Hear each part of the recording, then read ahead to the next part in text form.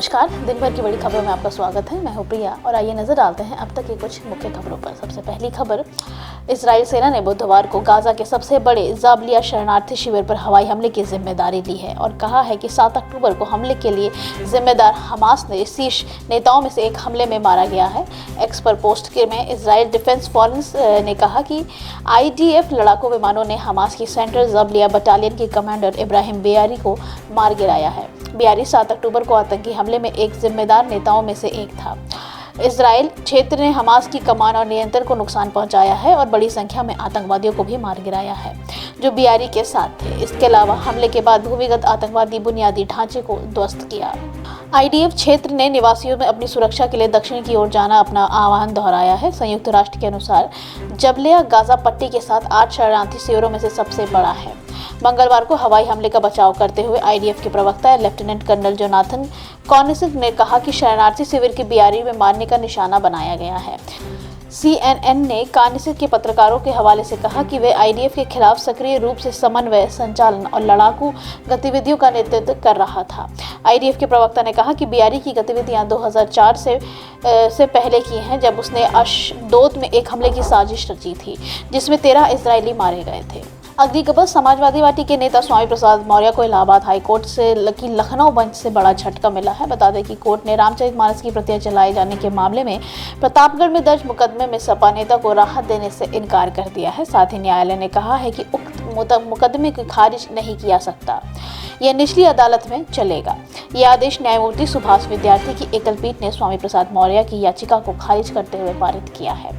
आपको बता दें कि स्वामी प्रसाद की ओर से दाखिल उक्त याचिका में प्रतापगढ़ की कोतवाली सिटी में दर्ज FIR की विवेचना के उपरांत दाखिल आरोप पत्र में निचली अदालत द्वारा संज्ञान लिए जाने संबंधी आदेश को चुनौती दी गई थी।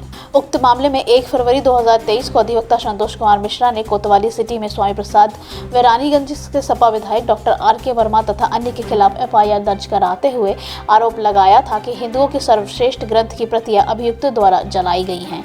ऐसा कृत्य करके अभियुक्तों ने समाज में अशांति फैलाने का काम किया है।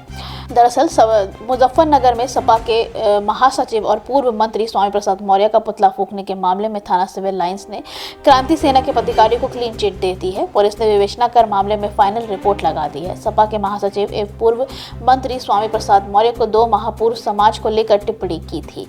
इस बात को लेकर हिंदू संगठनों में काफी रोष था। 1 सितंबर को क्रांति सेना के पदाधिकारियों ने प्रकाश चौक के पास प्रदर्शन कर सपा के महासचिव का पुतला दहन भी किया था। घटना के समय जनपद धारा 140 लगी हुई थी। अगली खबर, चुनाव आयोग ने 5 राज्यों में से इस महीने होने वाली विधानसभा चुनाव के मद्देनजर एक अहम फैसला लिया है। आयोग ने अधिसूचना जारी कर 7 नवंबर की सुबह 7 बजे से 30 नवंबर की शाम 6:30 बजे तक एग्जिट पोल दिखाने, छपाने और इसका प्रचार करने पर प्रतिबंध लगा दिया है। चुनाव आयोग ने इस संबंध में आज जारी आदेश में कहा है कि उक्त धारा की उपधारा के प्रावधानों को ध्यान में रखते हुए 7 नवंबर 2023 को सुबह 7 बजे से 30 नवंबर 2023 को शाम 6:30 बजे के बीच की अवधि को अधिसूचित करता है। इस अवधि के दौरान प्रिंट, इलेक्ट्रॉनिक या डिजिटल मीडियम के जरिए एग्जिट पोल आयोजित करना या उन्हें प्रकाशित करना या प्रचारित करना पूरी तरह से प्रतिबंधित रहेगा। चुनावी आयोग ने अपने नोटिफिकेशन में यह भी कहा है कि अगर कोई भी व्यक्ति धारा के प्रावधानों का उल्लंघन करता हुआ पाया जाता है तो उसे 2 साल तक की कैद या जुर्माना या दोनों के से दंडित किया जा सकता है। बता दें कि 7 नवंबर को मिजोरम की विधानसभा की 40 सीटों के लिए मतदान है, तो वहीं छत्तीसगढ़ की 20 सीटों के लिए पहले चरण का मतदान भी 7 नवंबर को होगा। इसके बाद छत्तीसगढ़ की बाकी बची 70 सीटों के लिए दूसरे चरण का मतदान 17 नवंबर को होगा। इसी के साथ 17 नवंबर को मध्य प्रदेश विधानसभा के लिए अतला मतदान होगा। राजस्थान विधानसभा के लिए 25 नवंबर और तेलंगाना विधानसभा के लिए 30 नवंबर को मतदान होना है। इसके बाद 5 राज्यों की वोट की गिनती 3 दिसंबर को होगी। बता दें कि ये चुनाव काफी अहम है। दरअसल अगले साल अप्रैल और मई में लोकसभा चुनाव भी होने हैं। ऐसे में राजनीतिक एक्सपर्ट इस चुनाव को सत्ता का सेमीफाइनल मान रहे हैं। वहीं मुख्य चुनाव आयुक्त के मुताबिक इन चुनावों के करीब 16 करोड़ मतदाता वोट देने का पात्र बनेंगे।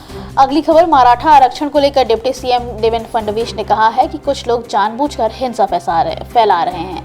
बता दें कि राज्य के कुछ हिस्सों में मराठा आरक्षण आंदोलन के हिंसक रूप धारण कर लिया है। इस बीच हालात पर चर्चा करने के लिए महाराष्ट्र के मुख्यमंत्री एकनाथ शिंदे ने बुधवार को सर्वदलीय बैठक बुलाई है। मुख्यमंत्री कार्यालय ने अधिकारी ने बताया कि CM शिंदे विपक्षी दलीय नेताओं के स्थिति से निपटने की सरकार की योजनाओं से अवगत कराएंगे और उनसे सहयोग का आग्रह भी करेंगे। आरक्षण की मांग को लेकर कार्यकर्ता मनोज जारंगे का अनिश्चितकालीन अनशन जहां 7वें दिन में प्रवेश कर गया है, तो वहीं पिछले 2 दिन से राज्य के कई हिस्सों में हिंसा की घटनाएं हुई हैं। मराठावाड़ा के 5 जिलों में सरकारी बसें सेवाएं पूरी तरह से निलंबित कर दी गई हैं। वहीं बीट के कुछ हिस्सों में कर्फ्यू लगा दिया गया है और इंटरनेट भी बंद कर दिया गया है, जहां प्रदर्शनकारियों ने नेताओं के आवास को निशाना बनाया था। अगली खबर, राष्ट्रपति द्रौपदी मुर्मू ने पाकिस्तानी खुफिया एजेंट के संपर्क में रहने के आरोप में भारतीय सेना के एक मेजर को सुरक्षा प्रोटोकॉल के उल्लंघन के तहत बर्खास्त कर दिया है। रक्षा सूत्रों ने यह जानकारी दी है। वे सेना के स्ट्रेटेजिक फोर्सेस कमांड यूनिट में तैनात थे। सेना की जांच में मेयर को राष्ट्रीय सुरक्षा के लिए खतरा पैदा करने वाले कार्यों का दोषी पाया गया है। बर्खास्त मेजर कथित तौर पर सोशल मीडिया के माध्यम से एक पाकिस्तानी खुफिया ऑपरेटर के संपर्क में था। सूत्रों ने बताया कि मेजर पर लगे आरोपों की जांच के लिए मार्च 2022 के अधिकारियों में एक पैनल गठित किया गया था। मीडिया रिपोर्ट्स के मुताबिक जांच के दौरान पता चला है कि मेजर ने इलेक्ट्रॉनिक डिवाइस में गुप्त दस्तावेजों की कॉपी थी, जो सेना के नियमों के खिलाफ है।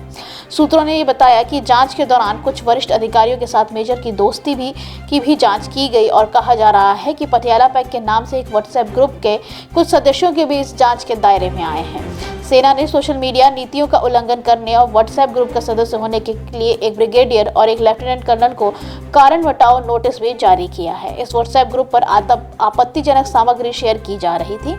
सेना अपने 4 अधिकारियों के पटियाला पैक व्हाट्सएप ग्रुप के सदस्य होने की जांच कर रही है। यह संदेह है कि व्हाट्सएप ग्रुप पाकिस्तान इंटेलिजेंस के संचालक भी सदस्य हैं। अगली खबर, प्रधानमंत्री नरेंद्र मोदी ने बुधवार को मध्य प्रदेश, छत्तीसगढ़, हरियाणा, आंध्र प्रदेश और कर्नाटक के स्थापना दिवस पर नागरिकों को शुभकामनाएं दी हैं।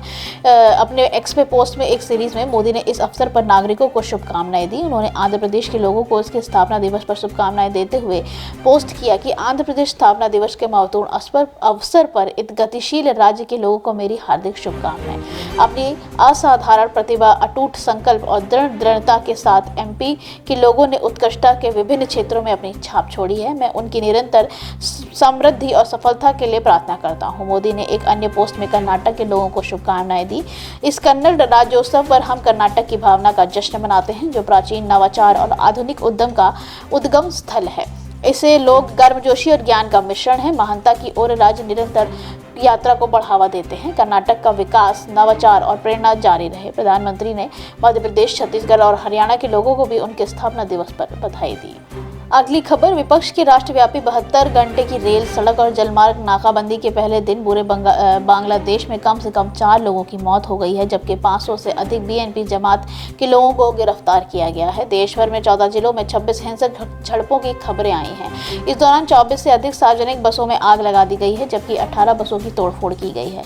28 अक्टूबर को ढाका में सरकार विरोधी हिंसक प्रदर्शनों के बाद बीएनपी के एक वरिष्ठ नेता और उनकी पार्टी के दर्जनों सदस्यों की गिरफ्तारी के बाद जो राजनीतिक अशांति पैदा हुई है, वह अब चिंता का विषय बन गई है, जिससे मौत, खून और तबाही मची हुई है। कोई समाधान नजर नहीं आ रहा है। ढाका में सरकार विरोधी हिंसक प्रदर्शन के बाद बांग्लादेश के एक वरिष्ठ विपक्षी नेता और उनकी पार्टी के दर्जनों सदस्यों को गिरफ्तार किया गया है। सत्तारूढ़ अवामी लीग ने मुख्य विपक्षी बीएनपी पर सख्ती बरतने का वादा किया है और पार्टी के 2 शीर्ष नेताओं सहित 500 से अधिक लोगों को गिरफ्तार कर लिया गया है। जैसे जैसे चुनाव कार्यक्रम का समय तेजी से नजदीक आ रहा है, मौजूदा स्थिति 2014 के चुनाव से पहले उस अवधि का भयावह समानता रखती है, जिसमें विपक्ष के बहिष्कार में हिंसक झड़पें हुई थी। अब तक सत्तारूढ़ अवामी लीग स्थिति को नियंत्रण रखने के लिए प्रतिबद्ध है, जबकि विपक्षी बीएनपी सरकार को चुनाव के समय सरकार के पक्ष में इस्तीफा देने के लिए मजबूर करने के लिए प्रशासन को पंगु बनाना चाहती है। दोनों पार्टियों के आमने सामने होने से राजनीतिक पर्यवेक्षकों का मानना है कि चुनाव कार्यक्रम की घोषणा से पहले स्थिति खराब हो सकती है। आज के लिए बस इतना ही। बाकी खबरें जानने के लिए देखते रहिए द पब्लिक इंडिया। धन्यवाद।